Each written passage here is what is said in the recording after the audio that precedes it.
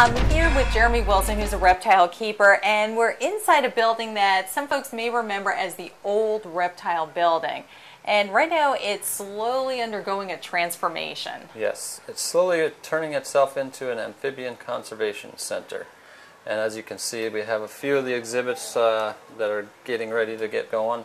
The building still needs a lot of work, so that's the process we're going through right now. And it will be the new amphibian conservation center, which will house amphibians from around the different areas of the world. And why is it so important as far as with raising awareness about amphibians?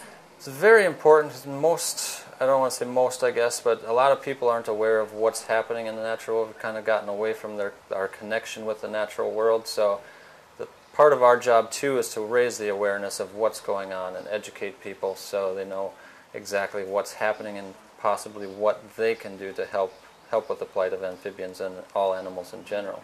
In particularly with frogs, what seems to be going on with their populations? The frogs and amphibians in general are really going down fast, and due to a lot of different reasons.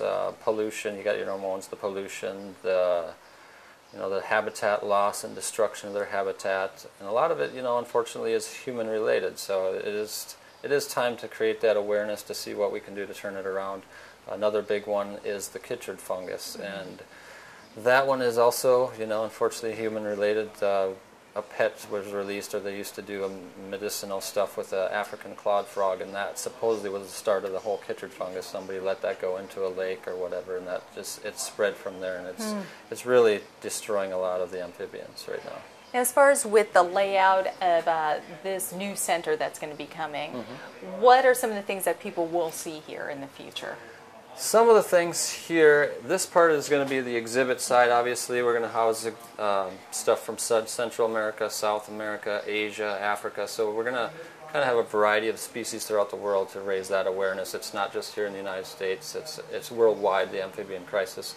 Over here will be the breeding facility. We're going to kind of focus on one or two species. Right now it's the Puerto Rican coquis. That may change, depends on what we find out down there, because we still have to do all that kind of research. So this will be our breeding facility, and the public will be able to see what we're doing in there as well. Fantastic. Well, let's go take a look at some of the frogs that you have here at the zoo right now that will eventually make their home here. Sounds good.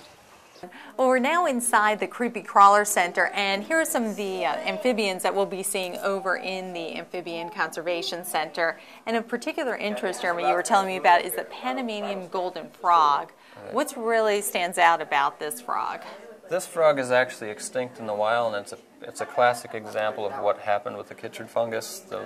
It was moving in, and they had it patterned, and they could see the pattern this chytrid was moving. So they went in and just took out everything they had left and put them in zoos and stuff like that. So that basically saved this frog. It's extinct in the wild, but hopefully someday we can return it to the wild after everything's cleaned up. Great. Well, thanks again, Jeremy, for sharing with us about this new center that will be coming in the near future. No problem.